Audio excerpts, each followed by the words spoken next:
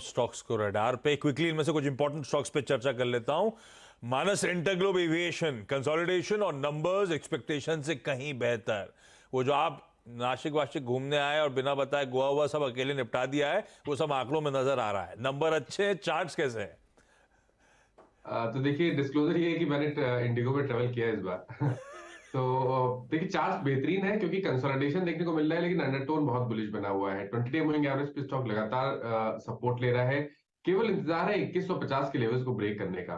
तो अगर medium term outlook की बात करें तो बिल्कुल खरीदारी करने की राय रहेगी। 2000 के नीचे आपको स्टॉप लॉस लगाना है। ऊपर की तरफ अगर मीडियम टर्म के टारगेट होंगे तो 2300 रुपए के रहेंगे। लेकिन अगर एक ट्रेडिंग कॉल 1 से 2 दिनों के लिए लेना है तो थोड़ा इंतजार करिए। 2142 के ऊपर खरीदारी करेंगे। उस केस में स्टॉप लॉसेस 2120 के रहेंगे और टारगेट आपके 2220 के आसपास के रहेंगे।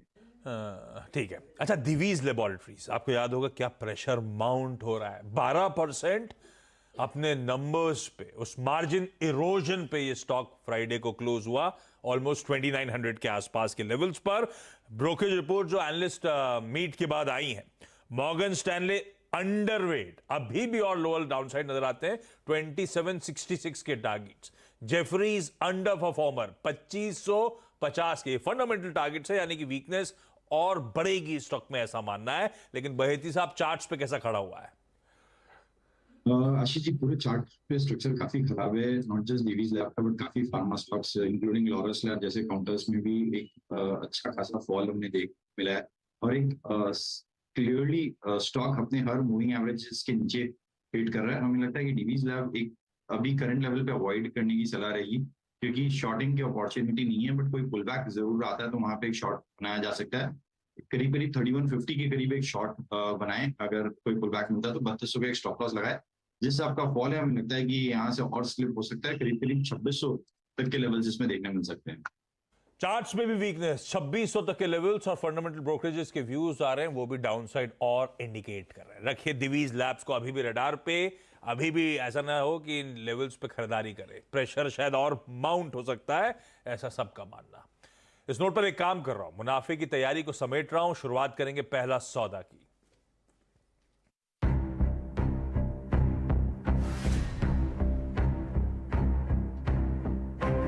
मुसलमानों को आप कैसे जोड़ेंगे अपने साथ? बिना भेदभाव की योजनाओं का लाभ उनको प्राप्त हो रहा है। पिक एंड चूज नहीं, ये मेरा है तेरा है। जिन लोगों को रामचरितमानस के इस भाव के बारे में जानकारी होती ना, तो लोग इस प्रकार के प्रश्न नहीं उठाते।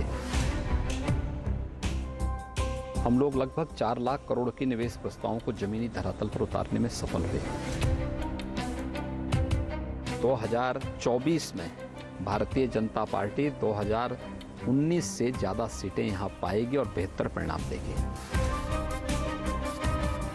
फिल्म डायरेक्टर को भी ध्यान रखना होगा, इस प्रकार के सीन न दें जो कहीं विवाद को जन्म देते हैं और जन भावनाओं को आहत करते हैं।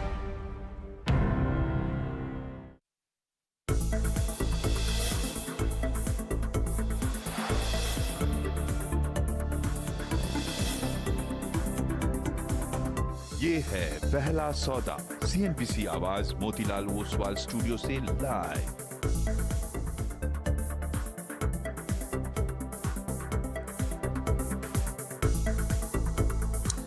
चलिए, सीएनबीसी आवाज़ मोतीलाल ओसवाल स्टूडियो में आपका फिर से स्वागत है। काउंटडाउन जारी है प्री ओपन का। जस्ट 1 मिनट और कुछ सेकंड की देरी प्री ओपन रेट्स में। सेटअप आपके सामने स्क्रीन पर इस समय।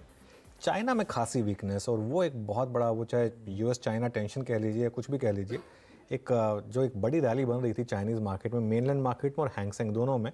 उसमें एक अच्छी खासी आपने पिछले कुछ दिनों में, जब से चाइना इनफैक्ट रीओपन हुआ है आशीष, एक लगातार इसमें वन वे डिक्लाइन ही आई है सिर्फ। और हालांकि डेवलप मार्केट अच्छा कर रही है। निके की चाल थोड़ी अलग होती है हमारी मार्केट से ऑब्वियसली, क्योंकि वो डेवलप मार्केट्स में आता है, लेकिन करीब करीब 1% का मूव वहाँ पर आ रहा है। और ऑब्वियसली हम काउंटडाउन करें